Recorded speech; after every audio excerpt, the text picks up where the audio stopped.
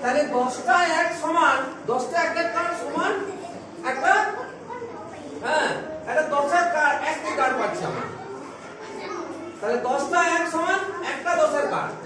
আর এখানে তাহলে 1 2 3 4 5 6টা পড়ে থাকছে। তাহলে এইখানে হলো দুটি, এখানে আমরা দুটো নামাইলাম, দুটো আছে 10 এর কার্ড, দুটো 10 এর কার্ড আমার নামছে। আর এইখানে আমার 1 2 3 4 5 6টা 1 এর কার্ড নামছে। একটা দুটো তিনটা চারটা পাঁচটা ছটা 1 এর কার্ড নামিয়ে গেলাম।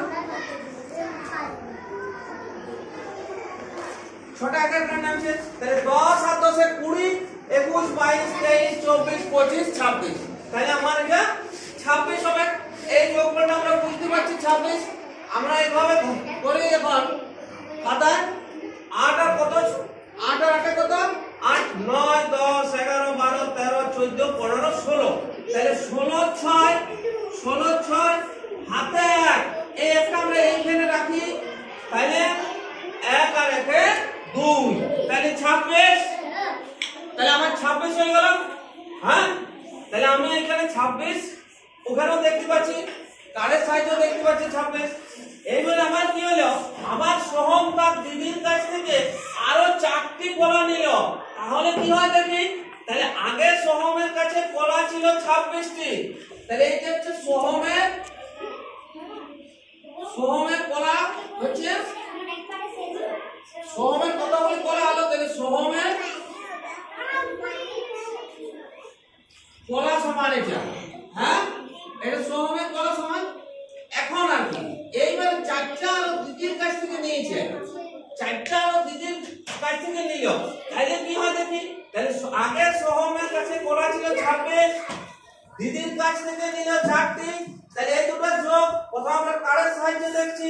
26 মানে কি দুটো 10 এর কার্ড আর 6টা 1 এর কার্ড, আর 4 মানে কি 4টা 1 এর কার্ড।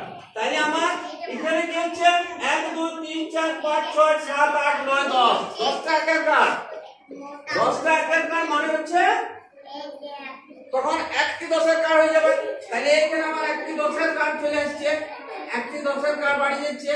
তাহলে এটি হচ্ছে 3টি 10 এর কার্ড নামবে, একটি দুটি আর 3টি। তাহলে 3টি আমার 10 এর কার্ড হয়ে গেল। এটা 10 এটা 10 এটা হলো। তাহলে 3টে 10 এর কার্ড। তাহলে এবার আমি যোগ করে দেখছি 6 আর 4 কত হয় 7 8 9 10। 6 আর 4 10, 10 এ 0 হাতে 1 সেই একটা এখানে আমরা ধরি। তাহলে 2 আর 1 এ 3।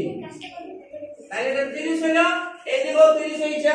3টা 10 এর কার্ড মানে 3 10 এ 30 এখানে মিলে যাচ্ছে আমরা। তাহলে এইভাবে আমরা হাতের যোগ এবারে করব।